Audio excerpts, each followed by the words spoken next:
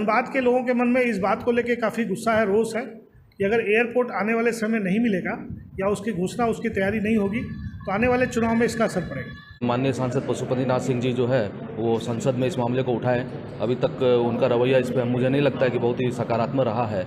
ये हम लोग के साथ अन्याय है, इस अन्याय के खिलाफ हम लोग लड़ेंगे। जब जनता उठती है तो ये छोटे छोटे प्रतिनिधि क्या सेंटर तक हिल जाते हैं। मैं उनसे निवेदन करता हूं कि वो आगे आके लीड करके इस मुद्दे को संसद में उठाएं। यहाँ से इतना संदेश सब लोग राज्य सरकार को और केंद्र सरकार को भेजेंगे कि लोग के जो भी जिम्मेवार लोग हैं उन तक ये संदेश जाए कि नहीं, धनबाद के लोगों की आवश्यकता है। धनबाद ने कर दिया है जंग का ऐलान। अब किसी को कोसेंगे नहीं धनबाद वासी। अब खट्टी मीठी बातें सुनाने का वक्त चला गया। अब नया नारा मिला है, लड़ेगा धनबाद तब उड़ेगा धनबाद। नमस्कार, लाइव इंडियन गार्ड से मैं केतकी। धनबाद में एयरपोर्ट होना चाहिए, क्यों नहीं है और किसके कारण नहीं है? पिछले 5 सालों से केवल यही बातें हुई, एयरपोर्ट नहीं मिला। अब मामले ने एक नया रंग लिया है, कुछ प्रोग्रेस हुई है, कुछ ग्रोथ हुआ है। समाज के कुछ बुद्धिजीवियों ने सोचा कि यूं दोषारोपण करने से क्या होगा, एयरपोर्ट लाना है तो लाना है। और उसके बाद शुरू हुई एक नई मुहिम। इस वक्त मैं हूं धनबाद के बैंक मोड़ में, यहाँ के गुरु नानक कॉलेज के मल्टीपर्पज़ हॉल में आज सिविल सोसाइटी की एक मीटिंग ऑर्गेनाइज की गई। मामला था एयरपोर्ट का। मीटिंग लगभग 1.5-2 घंटे चली। धनबाद के वैसे लोग जो एयरपोर्ट को धनबाद लाना चाहते हैं, इस मामले में पहले बहुत काम कर चुके हैं, सब इकट्ठा हुए और सबने अपने विचार लोगों के साथ बांटे। इस मामले में हमने बात की धनबाद में जीटा के महासचिव जो हैं राजीव शर्मा जी, उनसे। आइए सुनते हैं उन्होंने क्या कहा। सर, आपसे जानना चाहूँगी, लड़ेगा धनबाद तो उड़ेगा धनबाद, इनिशिएटिव के बारे में आप क्या कहना चाहेंगे? देखिए, हम लोग लगातार ये प्रयास करते हैं कि धनबाद में एयरपोर्ट आए और एयरपोर्ट लाने के लिए विभिन्न फोरम पे लगातार प्रश्न उठते रहे, लेकिन ये दुर्भाग्यपूर्ण है कि धनबाद को एयरपोर्ट अभी तक नहीं मिल पाया है। सारी आर्ताओं को पूरा करने के बावजूद धनबाद एयरपोर्ट के मामले में पिछड़ा हुआ है। कुछ बातें उठती हैं, कुछ बातें अखबारों के माध्यम से पता चलती हैं कि बोकारो में एयरपोर्ट आ रहा है, इसलिए धनबाद में दिक्कत है। लेकिन बोकारो का एयरपोर्ट सबको जानकारी होनी चाहिए कि बहुत छोटा एयरपोर्ट आ रहा है। 30-40 सीटर के वहाँ जहाज़ उड़ेंगे, बड़े जहाज़ नहीं उड़ेंगे। उन जहाज़ों की दूरी बहुत लंबी नहीं होगी। हो सकता है उसमें कुछ जहाज़ दिल्ली जाएँ भी, लेकिन उनमें सफ़र करना बहुत आसान नहीं होता छोटे जहाज़ों में। तो हम लोग का कहा कि ये उड़ान स्कीम के तहत हो सकता है कि बोकारो का एयरपोर्ट आए जहाँ रीजनल कनेक्टिविटी हो। लेकिन धनबाद में इंटरनेशनल एयरपोर्ट की बात हुई थी जब 2017 में इस पे आगे बात बढ़ी थी तत्कालीन सरकार के समय। तो एक मोड आ गया था कि कैबिनेट का एक डिसीजन हुआ था कि इसको पीपीपी मोड में बनाया जाएगा। तो उसके लिए 642 एकड़ ज़मीन चिन्हित की गई थी, जिसमें 125 एकड़ ज़मीन राज्य सरकार की थी और बाकी ज़मीन एक्वायर करनी थी। कुछ रैयतों से, कुछ एफसीआई से एक्वायर करके एयरपोर्ट बनना था।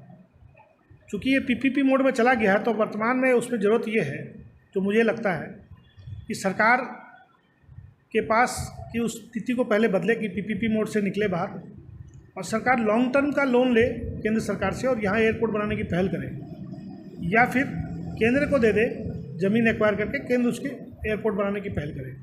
अब इसमें आवश्यकता ये है कि एक तो धनबाद से माहौल बने, दूसरे फिर जनप्रतिनिधियों द्वारा माहौल बनाया जाए और अंत में एयरपोर्ट की जो मूल आवश्यकता है वो पूरी हो। देखिए, दुर्भाग्यपूर्ण क्या है, जैसा कि अभी चर्चा हो रही थी, लोगों ने कहा भी और ये सच भी है कि धनबाद में एक संस्थान है सीएमपीएफ के कमिश्नर धनबाद नहीं आना चाहते सिर्फ इस कारण से कि धनबाद में एयरपोर्ट नहीं है। इससे बड़ा दुर्भाग्यपूर्ण और कुछ नहीं हो सकता है।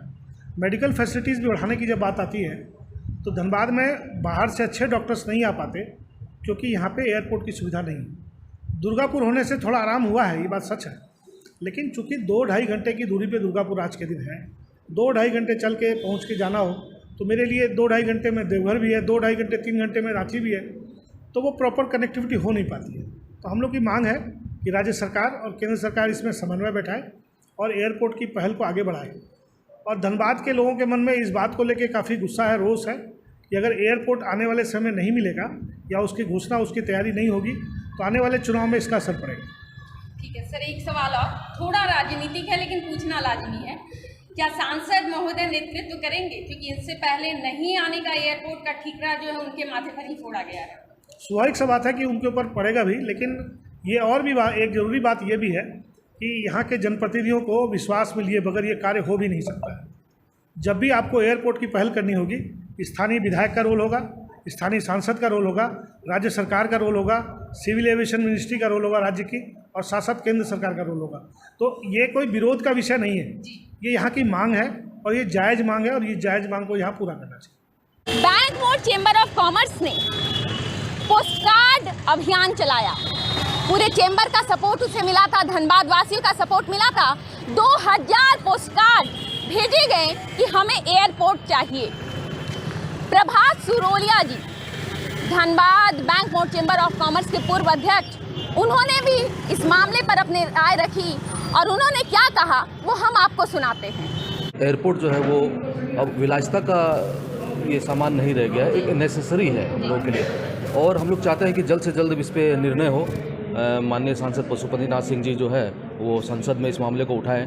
अभी तक उनका रवैया इस पर मुझे नहीं लगता है कि बहुत ही सकारात्मक रहा है, लेकिन उनको चाहिए कि इस पर थोड़ा सा सकारात्मक रुख अपनाएं और संसद इस मामले को उठाए। और जो भी यहाँ के जितने भी विधायक हैं उनको भी चाहिए कि इस मामले को विधानसभा में उठा के, अगर किसी प्रकार के अगर भूमि का आवंटन का मसला आता है तो उसको भी वो लोग उसको दूर कर सकते हैं। क्योंकि अभी तक यही देखा गया है कि जितने भी हमारे जनप्रतिनिधि हैं वो कोई राज्य सरकार पर फेंक रहे हैं, कोई केंद्र सरकार के ऊपर फेंक रहा है, मामला सब इसी के बीच में घूमते जा रहा है। तो इन सब चीज़ों को देखते हुए अब हम लोग सबको को मिलके एयरपोर्ट के लिए लड़ाई लड़नी होगी और हम लोग इसको तेज करेंगे लड़ाई को। धनबाद में BCCL है, सिम्फर है, ISM है, केवल एयरपोर्ट नहीं है।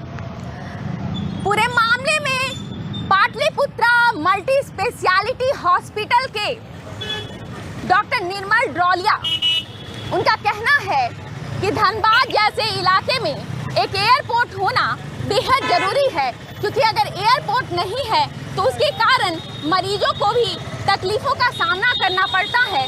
बड़े शहरों के डॉक्टर्स धनबाद आकर वापस सेम डे रिटर्न नहीं हो पाते और इसलिए वो धनबाद आते ही नहीं हैं। ये इनिशिएटिव बहुत ही अच्छी इनिशिएटिव है। हमको लगता है कि इस बार जो इनिशिएटिव ली गई है आगे जाकर के एयरपोर्ट के रूप में ही बदलेगी। और मैं सरकार से, राज्य सरकार से, जनप्रतिनिधियों से, केंद्र सरकार से ये मैं डिमांड करूंगा कि धनबाद में एयरपोर्ट क्यों नहीं, एयरपोर्ट होना ही चाहिए। धनबाद की जितनी पॉपुलेशन है, यहाँ पर ISM है, यहाँ पर IIT है, सिम्फर है, मेडिकल कॉलेज है, MPL है और इतनी बड़ी कोयला खदान है जिससे कि पूरा देश रोशन होता है, तो एयरपोर्ट क्यों नहीं। आज किसी भी शहर के विकास का अगर पैमाना आप रखते हैं तो एयरपोर्ट ही पैमाना है।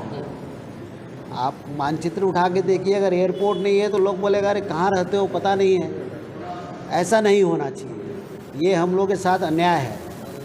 इस अन्याय के खिलाफ हम लोग लड़ेंगे और हम चाहेंगे कि धनबाद में एयरपोर्ट जल्द से जल्द बने। इस मामले पर कुछ और बुद्धिजीवियों ने भी राय रखी अपनी। शक्ति मंदिर से संबंध रखने वाले पूर्थी जी ने क्या कहा वो सुनिए, सोहराब जी ने क्या कहा वो भी हम आपको सुनाते हैं। जरा गौर से सुनिएगा, बातें वही हैं। हम, आप और तमाम लोग जो कह रहे हैं धनबाद को एयरपोर्ट क्यों चाहिए, बातें कुछ वही हैं, लहजा सबका अपना अपना। सर, जो इनिशिएटिव अभी लिया गया है, लड़ेगा धनबाद तो उड़ेगा धनबाद, लड़ने की ज़रूरत क्यों पड़ी धनबाद को? देखिए, ये कभी कभी क्या होता है कि अपने हक के लिए जब वो अपने आप नहीं मिलता है तो हमें लड़ना पड़ता है। लड़ना भी एक तरीके से पड़ेगा और जैसे बताएं प्रॉपर प्लानिंग करके। आज अगर हम लोग नहीं अगर जनप्रतिनिधि से आगे नहीं बढ़े हैं तो हम लोग को जागरूक होना पड़ेगा, और अगर हम लोग जागरूक होते हैं तो जब जनता उठती है तो ये छोटे छोटे प्रतिनिधि क्या सेंटर तक हिल जाते हैं। तो हमारा एक ही चीज़ है कि हर चीज़ आपको बताई गई, इसकी इम्पोर्टेंस क्या है, इसकी ज़रूरत क्या है, हर तरीके से ज़रूरत है। आप जितनी बड़ी इंस्टीट्यूशंस हैं उसके बड़े बड़े लोग, प्रोफेसर्स लोग नहीं आना चाहते, या उनके बड़े बड़े डायरेक्टर्स नहीं आना चाहते, मेडिकल फैसिलिटीज़ में मेडिकल डॉक्टर्स नहीं आना चाहते, हमारे बच्चे जो बाहर जाते हैं वो अंदर नहीं, वो वापस नहीं आना चाहते क्योंकि कनेक्टिविटी नहीं है। प्लस हमारे व्यापार में भी इसकी बढ़ोतरी होगी अगर ये रहेगा। ये सब चीज़ें देखते हुए एक चीज़ और भी है कि जो इंटरनेशनल एयरपोर्ट्स आज की डेट में बन रहे हैं और वो विभिन्न जगहों में हिंदुस्तान में बनने इसलिए भी ज़रूरी हैं कि सुरक्षा की दृष्टि से हमारे पास इतने सारे एयरपोर्ट्स होने चाहिए कि कल को अगर कोई बाहर से कोई आक्रमण करता है तो हमारे पास ऐसे ऐसे एयरपोर्ट्स ऐसी जगह पे होनी है जहाँ पे हमारे अलग अलग जगह के प्लेन्स, उनके वॉर प्लेन्स भी हो। तो ये एस्पेक्ट भी हमारे झारखंड और बिहार के लिए ज़रूरी है। प्लस हम लोग के यहाँ रेलवे की सबसे अच्छी कनेक्टिविटी है। हम लोग रांची वगैरह हर चीज़ से कनेक्टेड थे, रेल से कनेक्टेड थे। तो यहाँ पे एयरपोर्ट होना, बड़ी बड़ी BCCL है, सेंट्रल माइनिंग रिसर्च स्टेशन है, आपका BIT सिंदरी है, ISM है, बड़े बड़े और इंस्टीट्यूशंस हैं, सिंदरी फर्टिलाइज़र है, नाम अभी आपका फर्टिलाइज़र प्लांट लग रहा है। ऐसे अनगिनत चीज़ें हैं। तो पोटेंशियल वाइज जिस तरीके से हमारा धनबाद राजस्व दे रहा है उसको भी देखते हुए, ज़रूरत को भी देखते हुए, और यहाँ जगह भी उपलब्ध है। आज अगर बलियापुर जैसी जगह में जो जैसे अभी आपको राजीव जी ने बताया 2017 से 18 तक काम हुआ, वहाँ पे कुछ ही चीज़ हमें एक्वायर करनी थी और इंटरनेशनल एयरपोर्ट बनाना था। वो चीज़ें अगर आज नहीं हो और कल वहाँ आबादी आ जाएगी तो ये एक और मुश्किल होगा। तो हमें ये मुहिम जो लेके चलनी है वो आज इसलिए लेकर चलनी है कि आज हमारे पास समय है कि सही समय पे हम इसको आगे बढ़ाएं। हमारे पास गवर्नमेंट के पास जगह भी है, उसको एक्वायर भी कम कर लेनी पड़ेगी, और एक उचित एयरपोर्ट भी बनेगा और इसमें सब चीज़ का विकास भी। जैसा कि आज का प्रोग्राम है एयरपोर्ट के लिए, मैं यहाँ के जनप्रतिनिधि PN सिंह जी का धन्यवाद अदा करता हूँ, जिनको लोगों ने छात्र की राजनीति से लेकर सांसद तक पहुँचाया। उनकी अपनी राजनीति RSP कॉलेज से स्टार्ट हुआ और आज संसद तक पहुँचे, 3 बार वो सांसद रहे। मैं उनसे निवेदन करता हूं कि वो आगे आके लीड करके इस मुद्दे को संसद में उठाएं, जिनसे हमारा काम पूरा हो सके और हम जिस मुद्दों के वजह कर आज यहाँ एकत्रित हुए हैं वो मुद्दा पूरा हो सके। जैसा कि आपको मालूम है कि धनबाद राजस्व के मामले में दूसरे नंबर पे है। अगर दूसरे नंबर पे हम राजस्व दे सकते हैं तो हमारे पास एयरपोर्ट ना होना इससे बड़ा दुर्भाग्यपूर्ण और कुछ नहीं। धनबाद में एयरपोर्ट नहीं होने का कारण धनबाद के बहुत से लोग सांसद PN सिंह को दोषी मानते हैं। कभी जमीन ना मिलने का बहाना, तो कभी मिनिस्ट्री से परमिशन ना मिलने का बहाना, तो कभी फीजिबिलिटी नहीं है। इस तरीके की बातें हमेशा सामने आई। किसी का कहना है कि धनबाद में उतने लोग ही नहीं हैं जो एयरलाइंस को अफोर्ड कर सके, एयरलाइंस की सुविधाएं ले सके, और एयरलाइंस कंपनियों को घाटा होगा, इसलिए यहाँ पर एयरपोर्ट बनाना उचित नहीं है। मामले में कई पेच आए, मामले ने कई घुमावों को देखा है, और उसके बाद आज की मीटिंग में जो सबसे कह सकते हैं सनसनीखेज बात रही वो ये रही कि धनबाद के विधायक राज सिन्हा भी आज इस मीटिंग में सम्मिलित हुए और उन्होंने कहा कि इस बार धनबाद की इस एयरपोर्ट की लड़ाई में वो साथ हैं जनता के। नहीं, सब लोग धनबाद के सभी प्रमुख लोग यहाँ जुटे हुए हैं और सबकी इच्छा है कि यहाँ एयरपोर्ट हो, और बिल्कुल हम भी इनके इच्छा के साथ में हम भी हैं, खड़े हैं, और लगातार हम लोग प्रयास भी कर रहे हैं। अभी तक प्रयास सफल नहीं हुआ है, लेकिन मेरी पूरी उम्मीद है कि जब धनबाद के लोगों की इच्छा, और इच्छा क्या, धनबाद के लिए आवश्यकता है एक एयरपोर्ट, तो ये एयरपोर्ट होना ही चाहिए, और हम लोग प्रयासरत हैं। बिल्कुल भविष्य में एयरपोर्ट होगा, ऐसा विश्वास है।